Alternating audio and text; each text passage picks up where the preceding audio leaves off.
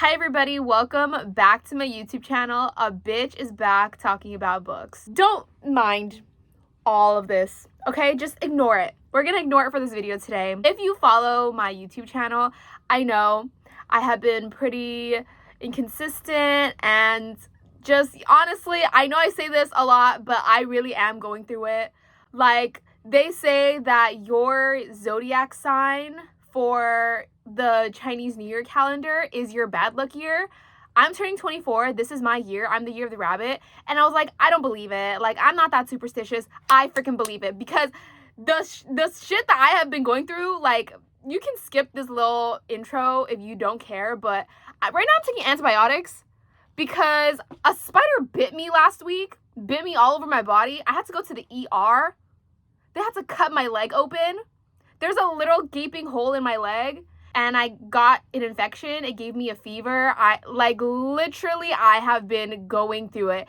And then the antibiotics are making my skin just break out so badly. Not an acne, like just rashes and whatever.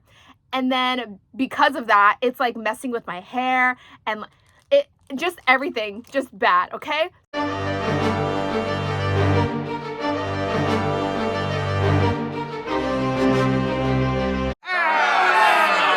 So this is we're gonna ignore it, okay? We're gonna go into the video. I'm so sorry. I'm just like all over the place, and it's just been a freaking long ass year for me. It's been a year so far, okay?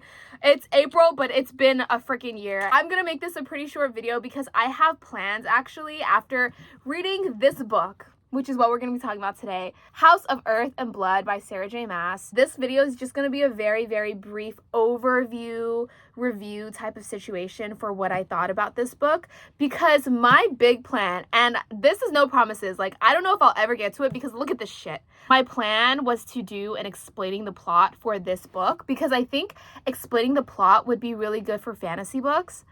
And this is a big, big explaining the plot that I would be able to do. So that's my big ambition, and I'm saving the entire synopsis and everything for that idea. This video is just gonna be a very brief discussion of my thoughts on the book, would I recommend it, etc., etc. This is not my first rodeo with Sarah J Maas. I have been part of that fan base since the beginning of the pandemic, I think around 2020, when I picked up A Court of Thorns and Roses. And this is where a lot of people kind of became fans of Sarah J Maas as well. They read A Court of Thorns and Roses, then they read the second book of that, and they were like, oh my god, I'm obsessed. And then their whole reading journey kind of started from that. That was the same thing for me. That's kind of when I became really, really obsessed with reading and obsessed with books. So this is not my first rodeo. I read the entire Throne of Glass series. I've done some YouTube videos on it. I've read A Court of Thorns and Roses, and this is a really good addition to Sarah J Maas's works. Overall, I gave it a 4 out of 5 stars. It's not my favorite thing in the whole world, I will be honest. But with every one of her books, there is just a lot of action-packed, world-building, fantasy, love story type situation, and you will get all of that in this. I only gave it a 4 out of 5 just because, yes, it's super, super confusing when you're reading it and getting into it. I feel like there was some plot holes, and it's definitely something that I really want to reread, and I think that it takes a lot of people to read to really understand it. So reading 800 pages twice is dedication, you know, to be able to do that. And if you don't know anything about this book, it is basically a very, very slow burn mystery book.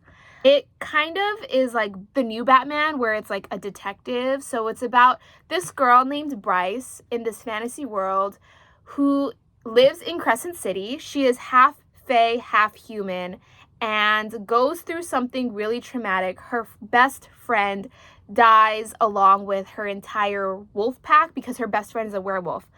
If you didn't know, it's a fantasy book. Basically a fantasy city called Crescent City, which is very New York-esque. Big city where angels, witches, vampires, fae, werewolves, all of these different type of supernatural creatures live in this city. And Bryce is one of those people. She works in a museum, and her best friend, Danica, story starts off with Danica's murder. And Bryce kind of has to deal with the grief of that. 2 years later, they think that the case is closed with who killed Danica and what really happened. But it ends up not being who they thought killed Danica, and so the case reopens, and Bryce comes into the kind of detective story trying to find out what happened to Danica, who killed her, and her entire friend group, basically. And there's a lot of twists, a lot of turns, and way too many characters to count. Bryce is not a part of the police force, but the police force asks her for her help and has to work with an angel named Hunt.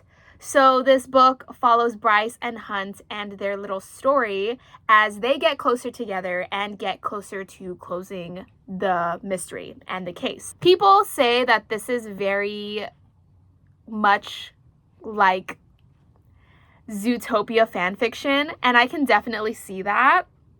Even with the fox and the red hair, you know, like, oh, Sly Fox.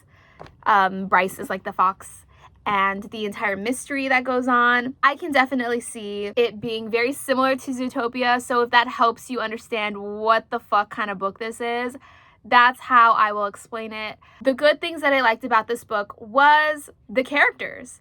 I feel this way about every Sarah J Maas book.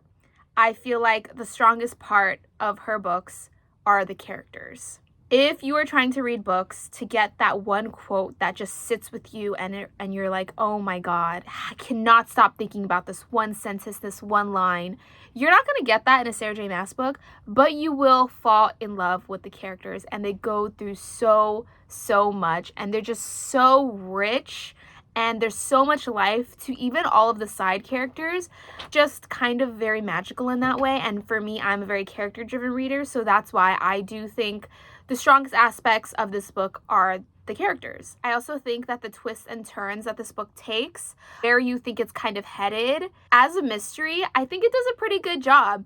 You get the sense of where the story's going. You have guesses at who is kind of behind the murder, and then there's also other aspects to it where you try to figure out like what's going on here. There's this new drug called synth that is involved in the case. You want to understand like what's going on, and as a reader, right, we can't help but make guesses and try to see if the conclusions that we come to end up being correct. I think the twists and turns and the reveals in this were well done. They weren't really that predictable, and even when they were predictable, there was more to the story that as a reader, you would never have gotten. I think when it comes to the mystery, what this book does really well is that it's good at redirecting you, because there are scenes, especially towards the end, where the characters will do something and it's in their POV, but you never get the second part to the story.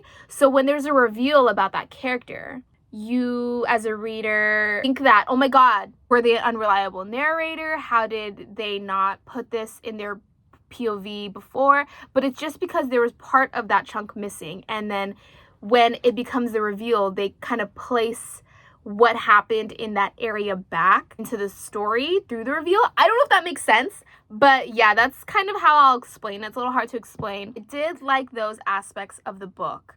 There were some things where it did kind of annoy me, and I do feel like Sarah J Maas does have a problem with this, is that, spoiler alert, okay? I'm going to put a little bit of a spoiler here, but I do want to talk about it, is the big reveal at the end of the book with Micah, right? We find out that Micah is basically the one who killed Danica. He has this whole thing, this little like nose twirling spiel about why he did what he did, what his motives were.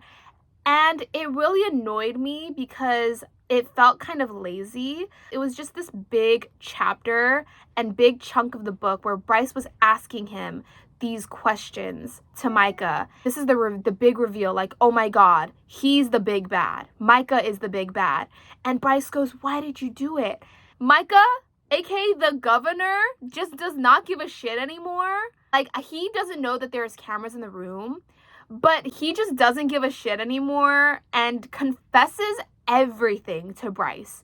And I just feel like if you are a character like Micah, to be very sly and cunning, secretive, I feel like it's very out of character for him to just spill everything like that. Because there's another plot point that I cannot get into. If you've read the book, you've read it, you understand what I'm talking about with the horn. Micah really wants the horn from Bryce, and that's why he's kind of revealing everything.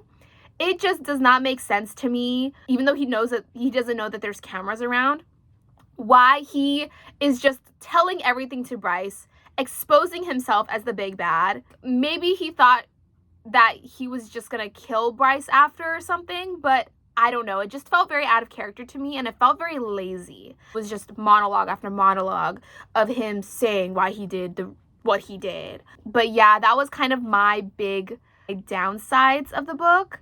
I also do feel like the world building, another downside why I gave it 4 out of 5 stars, is that the world building is really, really confusing, and they just really throw you in there. I like the idea that the writer doesn't think that the reader's dumb and think that we can't understand things. There was just so much that the only way you as a reader can understand things in the book are through context clues. So there's still a lot of things that they don't explicitly say that I have to use context clues for when it comes to how this government works, how this fantasy world works, that I still don't really know if I'm correct in assuming that this is the way that the government or the world works, that this specific terminology is correct for describing this certain thing. I don't know if what I'm saying even makes sense, but that is kind of how I felt. And then lastly, for the last thing I felt like was lacking in the book was some of the plot holes and plot details. Like, some of it just didn't make sense when they were describing it. For example, they talk about this big thing called the drop. And this is a big thing that everybody in Crescent City, everybody in this world goes through if you want to become immortal, basically. The drop is when you kind of stay frozen in time and you stay that age forever. And Bryce, as the main character, hasn't gone through the drop. By the end of the book, she goes through the drop and they go through the entire process of what happens in that. I don't know. I think I was just kind of confused exactly what it was and what that meant. And also, Bryce, after she goes through the drop, she comes out of it, she like runs, and I do like that plot point that Bryce the entire book jogs a lot and goes running a lot, and during the drop Bryce has to run, so they kind of bring that back. I do really like that. After the drop, Bryce comes back alive, and all of a sudden, because she goes through the drop, everybody in the city is healed from, like, this is the climax, right? Everybody in the city is healed from these demons that they were trying to fight off, that everyone is trying to fight off. All of a sudden, when Bryce comes back to life, everybody in the city is healed from the demons. I don't know if I'm missing something. Maybe someone can explain to me in the comments below, but I was like, why does this, like, quote unquote first light just automatically heal everybody? So in that moment when Bryce was going through the drop, Hunt was like down in the depths. He was like, had no legs. He was almost dead. He was on his last dying breath. And then Bryce goes through the drop. When she comes out, he is completely healed because everybody is healed after Bryce comes out of the drop. But I just don't understand why her coming back heals everybody. So that is kind of a little example of what I mean when I say that I feel like there's just a lot of plot points or plot holes that just didn't make sense to me or weren't explained fully enough. So this isn't my favorite Sarah J Maas book, and I don't think this would be a good intro. If you want to get into Sarah J Maas, I don't think that this book specifically would be a good intro, but I think if you read a lot of her books, this is a great book to add to your little TBR if you love Sarah J Maas. I think it has everything that Sarah has done before in her previous works. It's just all very heightened. Yeah, overall, 4 out of 5 stars. A very brief review on what I thought. Personally, I would just say here, if you want to get into Sarah J Maas, I would consider starting with A Court of Thorns and Roses because it's the most digestible. It's the easiest to read. You don't have a lot of complicated plot, world building, characters, etc., etc. It's very, very easy and simple to read. So that would be the great place to start. So yeah, 4 out of 5. Just a long tangent about what I thought of this book. I'm hoping to reread it and hopefully by the end of this year, make a explaining the plot to A House of Earth and Blood, because I think that would be a huge ambitious project for me and it would be really fun. Thank you so much for watching this video. I am so sorry in advance for the quality of my videos and just for, you know, me going through it and being inactive. I will apologize again and again and again. But yeah, thank you so much for sticking with me. Thank you so much for watching this video. If you have your thoughts about House of Earth and Blood, please leave them in the comments below. I love to have discussions about these things. Also explaining to me what I missed when I was reading it.